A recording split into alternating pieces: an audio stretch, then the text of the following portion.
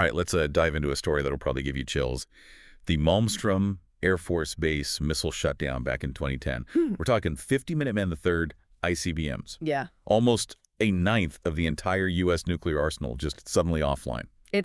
Yeah, it's a fascinating story. Not many people know about this, but it really shows just how fragile, how vulnerable a system that, we depend on for global stability really is. Okay, so let's break this down. First, maybe just a quick explanation, like what exactly are ICBMs and why are they so vital to national security? Sure. ICBM stands for Intercontinental Ballistic Missile. And basically, it's a really long-range missile, designed to carry a nuclear warhead to a target thousands of miles away. They're really the foundation of what we call nuclear deterrence. The idea that having these super powerful weapons will actually prevent anyone from attacking us because they know, if they do, they'll face just devastating consequences. So when these missiles went offline at Malmstrom Air Force Base in Montana, which is, of course, where the 341st Missile Wing responsible for these ICBMs is based, this wasn't just some technical glitch, right? This was like a potential crack in that whole idea of deterrence. So how did it even happen? Well, it all started with a malfunction in the communication system they used to send commands to the missiles. Think of it like the central nervous system connecting those in command to the weapons themselves. Okay. But I mean, I'm assuming they had backup systems in place, right, for this exact kind of situation. Yeah, and that's actually the really scary part. The backup system, the one that's supposed to kick in if the main one fails, that one malfunctioned too. So this double failure basically cut off communication with those 50 ICBMs. I mean, they were essentially useless at that point. Wow, so a double whammy. I mean, that alone sounds like a pretty major security breach.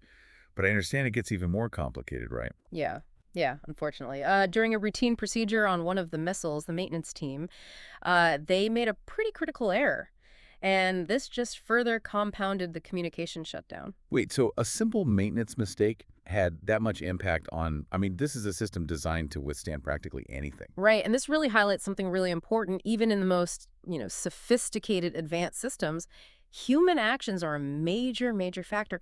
And when we're talking about nuclear weapons, even what seems like a small error can just snowball into a huge problem.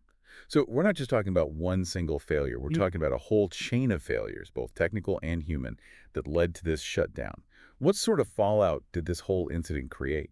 Well, right away they launched an investigation, and it revealed some pretty systemic issues within the 341st Missile Wing. Things like training that was not adequate, gaps in supervision, and leadership that just wasn't as tight as it needed to be. So not just isolated mistakes, but kind of broader organizational problems contributing to this. Right. And the investigation, it also found, lapses in following procedures, breakdowns in communication and coordination. It was like a perfect storm of vulnerabilities all happening at the same time. Wow, I mean, this must have just sent shockwaves through the entire government. What were, like, the immediate concerns after the shutdown? Well, the biggest one, the most pressing one, was what this meant for the U.S. nuclear deterrent. Imagine the message this sent to other countries, especially those who might be thinking about, challenging the U.S. It was like showing a weakness, a vulnerability in the world's most powerful military. Yeah, and I bet it also raised some serious doubts about, well, how safe and secure are those weapons? Not just at Malmstrom, but potentially, everywhere. I mean, if it could happen there, it could happen at other bases, right? Exactly. It cast a shadow over the entire U.S. nuclear force. And the impact actually went beyond the U.S., too. Think about how America's allies, the ones who rely on the nuclear umbrella for their own security, must have felt. Can you, just quickly explain what you mean by the nuclear umbrella? Sure. So it basically refers to the security guarantees that a country with nuclear weapons, like the U.S., gives to its allies. It basically deters attacks on those allies by saying, hey, if you attack them, we'll retaliate with our own nuclear weapons. So, when the reliability of that arsenal was suddenly in question, it's understandable that it caused a lot of anxiety among those allies. This sounds like, I mean, not just a domestic issue, but something that really had global repercussions. Exactly. It forced everyone to reevaluate the whole U.S. nuclear posture, to look at, is America really able to safeguard its own weapons and also keep the security commitments it made to other countries? This all sounds pretty dire. So what steps did they take to try and prevent something like this from ever happening again? Well, right after the incident, the Air Force launched a huge effort to fix all the issues the investigation uncovered. The training and oversight, for anyone handling nuclear weapons was seriously improved. So it wasn't just about fixing equipment, but really making sure that the people in charge really understood what was at stake. Yeah, absolutely. There was this renewed focus on following those established protocols, maintaining the equipment to like the absolute highest standard, and they also put in place new communication and coordination systems, to try and prevent those breakdowns that contributed to the shutdown. So basically a total, like a top-to-bottom overhaul of the entire system. Yeah, that's a good way to put it. It wasn't just about, putting a Band-Aid on the immediate problems. It was about building a system that was more robust, more resilient, to prevent similar failures in the future. Okay, so we've talked about the shutdown, the fallout, the immediate response. But I'm curious, in the long run, were there lasting consequences from this? Like, did it change how we think about nuclear weapons at all? Well, one thing it did was force everyone to really look at the U.S. nuclear infrastructure, which was, getting pretty old. Remember, a lot of these systems, they were designed decades ago. And this event really showed that we need to constantly be investing in them, modernizing them, just to make sure they're reliable. So it wasn't just about fixing what went wrong, but about adapting and making sure these incredibly complex systems can keep working properly over time.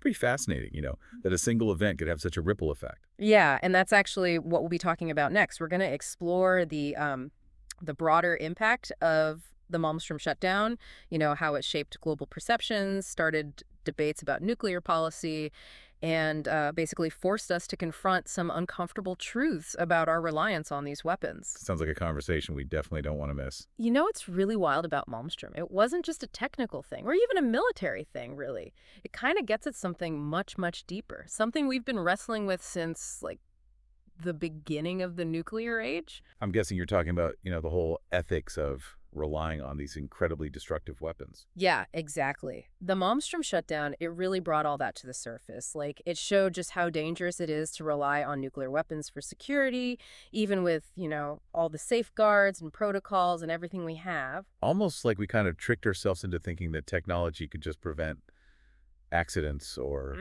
miscalculations. That's a good point. And it really forced this global conversation. It's like, is nuclear deterrence, that idea that the threat of hitting back prevents an attack, is that really a stable and sustainable approach? Especially when you think about it, even tiny errors, technical glitches, they can have these just catastrophic consequences in this field. Exactly. And Malmstrom, it kind of exposed this vulnerability that went way beyond U.S. borders. It got people worried about, like, the security of nuclear arsenals all over the world.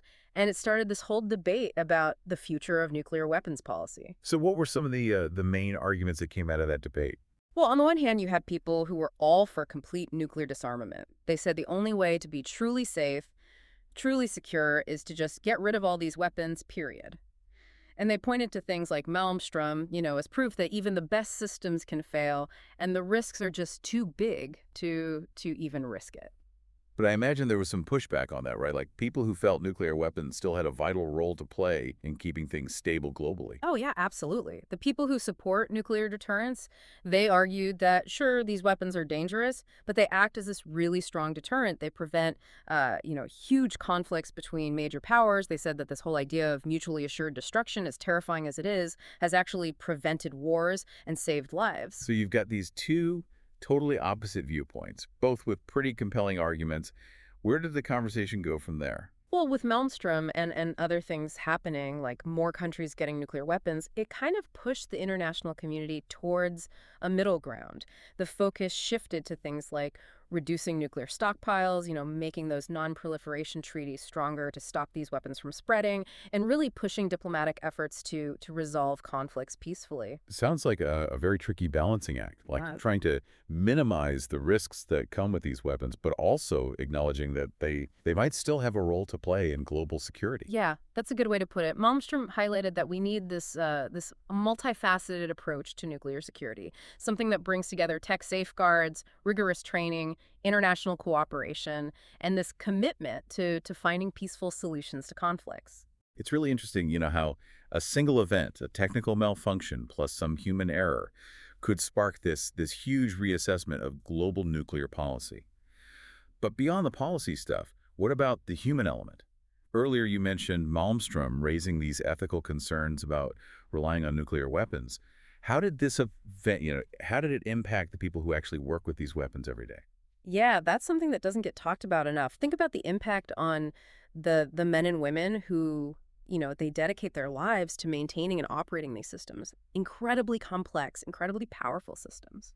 It must have been really, really unsettling for them to see the system they're entrusted with, the fate of the world, basically, to see it fail so dramatically. It was. This incident challenged their whole sense of professionalism, their faith in the technology, even their identities, as these guardians of national security. It made them face this immense responsibility they have and the potential consequences if even the smallest thing goes wrong. And you mentioned earlier this concept of the nuclear umbrella, right? Where countries with nuclear weapons are kind of extending this protection to their allies. But what about the psychological impact, like on the people who are essentially operating under that umbrella? That's such a good point. We often get caught up in the geopolitical stuff, but these systems are ultimately run by people.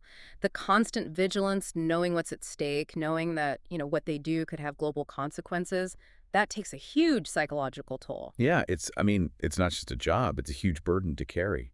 Did it lead to any changes in how we, support and care for these people who were entrusted with this enormous responsibility? It did, yeah, definitely. The incident showed that we need to go beyond just the technical training. We need to actually support the mental and emotional well-being of these people working with nuclear weapons. What kind of changes are we talking about? Did it create more awareness about the psychological stress of working in this field? Oh, yeah, for sure.